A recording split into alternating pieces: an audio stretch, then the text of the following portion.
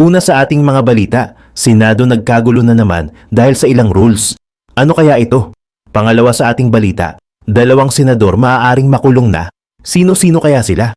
Pangatlo sa ating balita, ano ba nilalaman ng video ni Senator Amy Marcos na pinagkaguluhan nila? At yan ang aalamin natin sa JP Amazing Stories. Bago tayo magumpisa, baka pwede pa like ng video na ito. Malaking bagay na to sa aming mga content creators. Maraming salamat po. Nagsimula ang tensyon sa plenaryo ng questioning ni Senator Kiko Pangilinan kung bakit isinusulong ang pag-amyenda sa rules ng Senado sa paraang para sa kanya ay hindi dumaan sa tamang proseso. Ayon kay Pangilinan, malinaw daw sa Senate rules na kapag may iaamyenda sa rules, dapat ito ay dumaan sa isang resolution. Binanggit niya na sa mga nakaraang pagkakataon, may 48 amendments na ginawa sa rules ng Senado at lahat daw ng iyon ay dumaan sa resolution. Kaya para sa kanya, kahina-hinala kung bakit ngayon ay walang resolusyon pero itutulak pa rin ang pagtalakay sa amendment. Habang nagsasalita si Pangilinan, agad namang tumayo si Senator Alan Peter Cayetano at nag-raise ng point of order. Para kay Cayetano, hindi pa raw pinag-uusapan ang mismong laman ng amendment. Ang pinagbobotohan pa lang daw ay kung pwede bang talakayin sa floor ang proposal. Iginiit niya na walang kinikilingan at walang kinukwestiyon na karapatan ng sino mang senador na magtanong. Pero para sa kanya, sapat na ang mga argumentong nailatag. Kaya dapat nang magdesisyon ang Senado kung papayagan bang i-take up ang amendment o hindi. Sumunod namang nagsalita si Senator Rodante Marcoleta bilang siyang mover ng proposal. Ipinaliwanag niya na ang pinag-uusapang motion ay hindi raw bagong motion dahil noon pang May 11 niya ito inihain. Para kay Marcoleta, may special provision sa rules, ang Section 136, Paragraph 2, na direktang tumutukoy sa pag-amyenda ng rules. Kaya ayon sa kanya, mas dapat itong manaig kaysa sa general provision na binabanggit ng iba. Sa simpleng paliwanag niya, kung may special rule na para mismo sa pag-amyenda ng rules, iyon ang dapat sundin. Pero hindi rito pumayag si Senator Risa Hontiveros. Ayon kay Hontiveros, bagong motion pa rin ito dahil ang unang motion ni Marcoleta ay na-refer na sa Committee on Rules. Ang problema, hindi pa raw buo ang committee, lalo na ang minority contingent. Kaya, kung ibabalik man iyon sa plenaryo, dapat ang committee ang gumawa nito. Dahil hindi pa nangyayari iyon, para kay Hontiveros, ang bagong text na ipinamahagi sa mga senador ay panibagong motion at dapat bigyan ng isang araw bago talakayin. Dito, mas lalong uminit ang palitan. Nang sumagot si Marcoleta, sinabi niya na mahirap daw ang sitwasyon kapag wala tayong legal background dito. Agad itong sinita ni Senator Erwin Tulfo na nag-raise ng point of order at tinawag itong ad hominem. Hindi pa man natatapos ang palitan, nagkagulo na sa session hall kaya kinailangang isuspinde ang sesyon. Pagbalik ng session, sinubukan ni Cayetano na ibaba ang tensyon. Sinabi niya na nakikinig siya sa punto ni Hontiveros at Marcoleta. Pero para sa kanya, hindi dapat lagyan ng masamang intensyon ang bawat pananalita. Muli niyang iginiit na ang pinag-uusapan lang ay kung itutuloy ba ang pagtalakay sa amendment o hindi. Kaya nanindigan siya na dapat nang hatiin ang kapulungan at magbotohan. Dito pumasok ang mas mabigat na tanong ni Senator Erwin Tulfo. Kinuwestiyon niya kung bakit nagmamadali ang majority na talakayin ang proposal. Binanggit niya ang provision tungkol sa teleconference o video conference sa ilalim ng force majeure o national emergency at tinanong kung saan papasok ang tinatawag na justifiable reason. Pagkatapos, mas naging direkta ang tanong niya, nagmamadali ba raw ang majority dahil may balitang posibleng may dalawang senador na makukulong sa weekend dahil sa inaasahang warrant mula sa ombudsman. Agad namang umalma si Cayetano. Para sa kanya, out of order ang sinabi ni Tulfo dahil binibigyan daw nito ng kulay at masamang motibo ang majority. Binalikan din niya si Tulfo sa pagsasabing hindi dapat basta-basta gumawa ng ganoong klase ng insinuasyon sa Senado. Ayon kay Cayetano, dapat assuming good faith ang bawat senador sa isa't isa. Muli niyang iginiit na hindi minadali ang rule amendment dahil may 11 pa raw ito na isumite. Sa puntong iyon, nagkaroon na ng mas malaking gulo sa proseso. Si Senator Tito Soto bilang minority leader ay nag-move to adjourn o kaya ay magpa-quorum call. Napansin naman ng Senate President na halos wala na ang ibang miyembro ng minority sa session hall. Sinabi ni Cayetano na hindi sila tututol sa adjournment, pero inilagay niya sa record na umalis daw ang minority sa halip na ipagpatuloy ang pagtalakay. Nagkaroon pa ng palitan tungkol sa quorum. Ayon kay Marcoleta, nagsimula naman daw ang sesyon na may quorum, kaya hindi raw dapat mawala ang quorum kahit nag-walkout ang minority.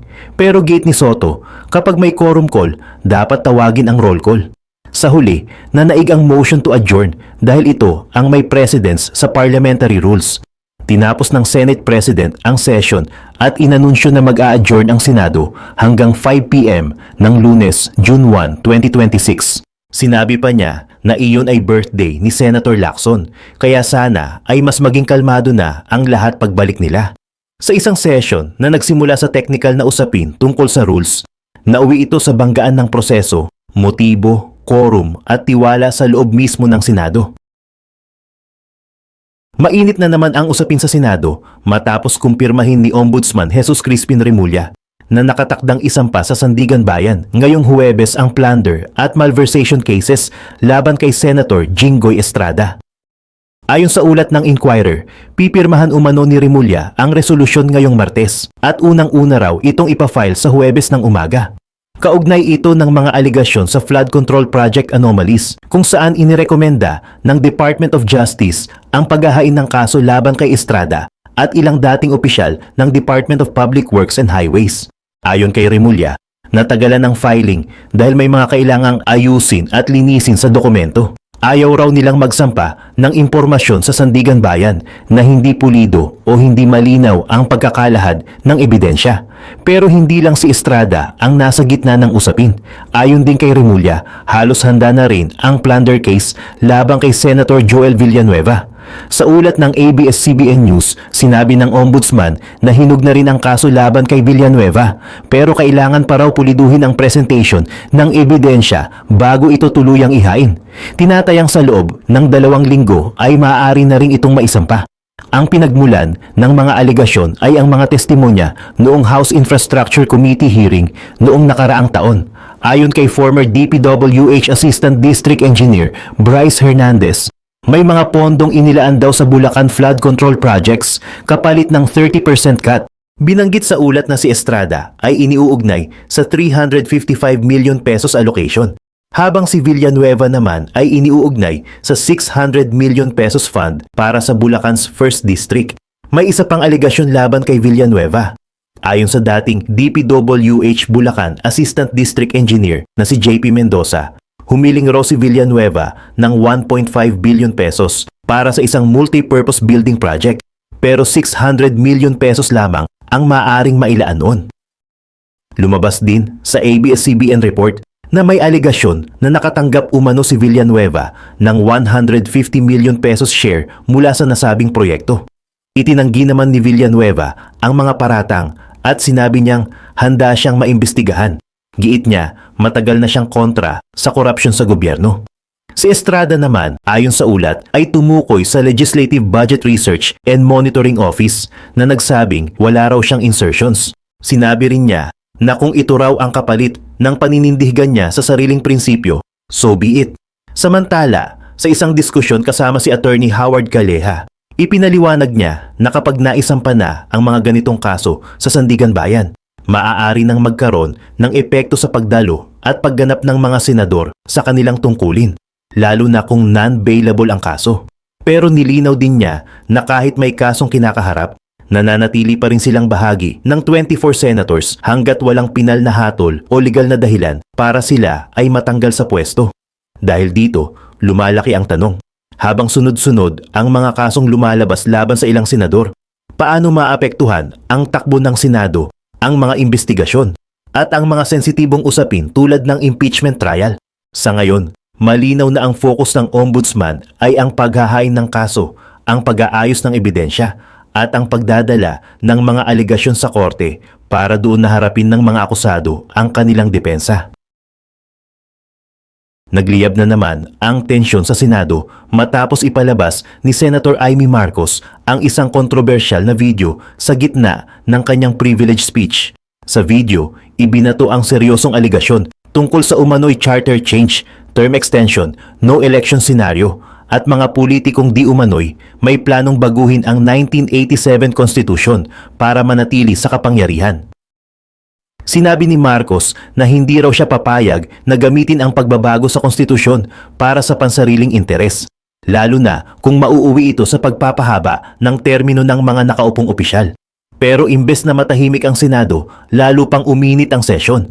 Ilang senador ang agad umalma sa video at tinawag itong opinionated, propaganda, fake news at puno ng conspiracy theories. Isa sa mga unang tumutol ay si Senator Migs Zubiri na iginiit na hindi dapat gamitin ang plenaryo para sa ganitong uri ng presentasyon. Para sa kanya, kung may ebidensya, dapat malinaw at fact-based, hindi yung parang video na ginawa para manira o maghasik ng intriga laban sa kapwa senador. Sumunod ding nagsalita si dating Senate President Tito Soto. Mariin niyang itinanggi na may kinalaman siya sa anumang plano para sa charter change o no election scenario. Ipinaliwanag niya na may nangyaring casual na usapan pero hindi raw ito nangangahulugan na pumayag siya o nakipagsabuatan sa anumang planong baguhin ang konstitusyon. Ayon sa kanya, may mga ideya lang na narinig pero hindi ibig sabihin noon ay sinuportahan niya. Giit pa niya, matagal na siyang tutol sa charter change at mas kailangan daw ng bansa ang character change.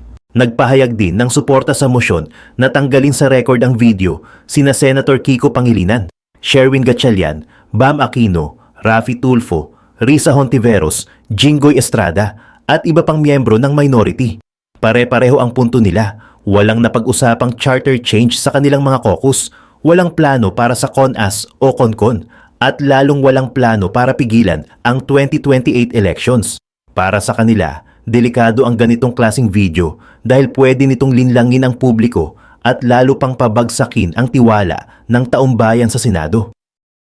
Si Senator Raffy Tulfo naman, gamit ang kanyang karanasan sa media, nagsabing ang mga expose ay dapat sinusuportahan ng aktwal na ebidensya, hindi opinyon o haka-haka. Ayon sa kanya, nakikita na ng publiko ang Senado bilang isang sirkus dahil sa sunod-sunod na bangayan. Panawagan niya, itigil na ang personalan at magtrabaho na lang ang mga senador dahil iyon ang dahilan kung bakit sila inihalal ng taumbayan. Sa panig naman ni Senator Risa Hontiveros, sinabi niyang hindi dapat payagan na makapasok sa official record ang fake news na parang ebidensya. Para sa kanya, kung may aligasyon tungkol sa charter change, dapat magpakita ng boto, panukala o konkretong aksyon. Hindi sapat ang kwento, hinala o video presentation para paratangan ng kapwa senador ng seryosong plano laban sa konstitusyon. Pero hindi lahat ay pumabor na burahin ang video sa record. Tumutol si Senator Rodante Marcoleta at iginiit na dapat pakinggan muna ang buong konteksto. Para sa kanya, ang nangyari ay bahagi ng masiglang demokrasya sa Senado kung saan bawat panig ay may pagkakataong magsalita at magpaliwanag. Binanggit din niya ang mas malaking issue ng flood control scandal na ayon sa kanya ay matagal nang dapat iniimbestigahan ng seryoso. Sa kanyang paliwanag, kaya raw lumala ang sitwasyon sa Senado ay dahil may mga isyong hindi hinaharap, may mga pananagutang hindi tinutuloy, at may mga tanong na hindi nasasagot. Senators, and as I mentioned kanina na wag na tayong gumamit ng brasuhan, etc. And I see the point of Senator Risa, but I'm also listening to Senator Marcoleta. It's kumbaga sa libro, iba yung love language, but I don't think they're meant to be any offense. Having said that, we're only discussing whether we will take up the amendment or not. And we have exhausted already all the arguments. This is a simple motion, so I move that we divide the House. May I reiterate my motion. Then we can go into the merits and they can try to convince us whether or not we agree. So the motion is to take up the amendment to our rules as proposed by Senator Marcoleta. The objection is that it is not in order because we did not follow our own rules. Madam Chair, Madam President, Before that, Madam President, yes, we recognize Senator Erwin Tulfo. Madam President, my question is, why is the majority in such a hurry to tackle this motion? disallowing a senator for justifiable reasons to attend and participate in the session through teleconference, whereas in Rule 14, Section 41, under B, it says convene and hold a session through teleconference, video conference, or other reliable forms of remote or electronic means using appropriate informations and communications technology system due to force majeure, Madam President, or the occurrence of a national emergency. I guess, Madam President, this justifiable reason, what is that? Does that fall under force majeure or does it fall under national emergency, Madam President? My question Madam is, Chair. why are we in so hurry? Why are they, the majority, in a hurry to tackle this motion and divide the House, Madam President? We need answers in the minority. Madam Chair. Or is it because, Madam Chair, they're in a hurry because of news reports that probably two of our colleagues might land in jail this weekend? Is that the reason why? Is that the reason why they have to have this inserted, the Section 41C, para makaboto po kung sino man yung makukulong dahil sa announcement ng ombudsman na may lalabas na po ang warrant ng ilan sa mga kasama natin, Madam President? That is my question, Madam Madam President. Chair, the We recognize gentleman Senator- is out of Senate order because his question sa nagmamadali, bakit, can be discussed in the actual motion. Can be discussed after the motion whether we should take it up. We take offense that bibigyan niya ng ganyang kulay. It's just like us saying, are you afraid if we have the hearing on the Blue Ribbon on flood control, mababanggit ka rin? You do not make that kind of statements here in the Senate because you assume good faith from everyone. That rule hindi minadali. May 11 pa ho yun. So Madam Chair, I move that we divide the House. And the voting will be done via viva voce. Madam President, Minority Leader. I move to adjourn or a quorum call.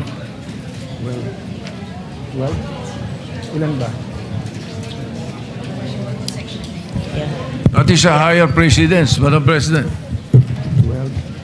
So I only see the Minority Leader representing the minority. The others had left. Madam Chair, we will not object, but for the record, Yes. they scampered out and left the minority leader instead of discussing the rule. We are not even discussing the rule yet. And then, ganun na yung allegation nila. And no one from the minority stood up to say that out of order si Senator Erwin Tulfo. So we will not object, Madam Chair. In fact, we move that we adjourn till 5 p.m. Madam President, Monday. before that, Madam Before we President, adjourn. motion to adjourn is Senate not President. debatable.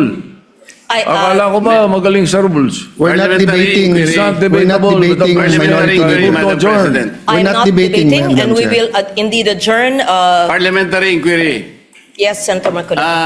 Nung pong nagsimula tayo, Madam, meron po ba tayong quorum? We had a quorum, yes. Yes, Madam President.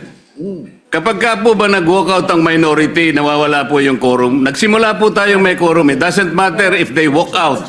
Yes, I think we still have the quorum. Madam President, once there is a quorum call, you have to call the roll.